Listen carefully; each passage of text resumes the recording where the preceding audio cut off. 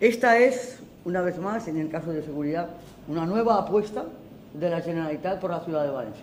Esto lo pongo, lo valoro, lo quiero valorar, porque a través del Plan Confianza hemos podido construir esta nueva unidad que abarca y que va a dar servicio a los distritos de Benicalap, Campanar, Tendetes, Marchalenes, Torrefiel y las pedanías de Benimamet y Beniferri.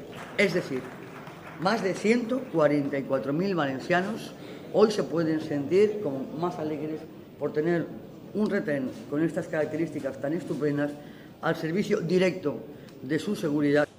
Esta es una obra con aproximadamente 2.400 metros cuadrados de construcción, en una inversión de más de 2.771.000 euros, que va a albergar prácticamente una plantilla potencial de hasta 200 policías locales y, como digo, lo que se persigue es ganar en esa eficiencia, en esa eficacia. El ciudadano, cuando tiene algún problema de inseguridad, lo que quiere son dos cosas: una, rapidez en la atención, y dos, eficacia. Yo hoy tengo con satisfacción que hemos renovado todos los retenes de la ciudad de Valencia. Nos queda inaugurar uno, que está a mitad hacer, que es el del centro histórico. 8 retenes y el mejor centro de la policía local que tiene España, ¿no? Que es el cuartel central, ¿no?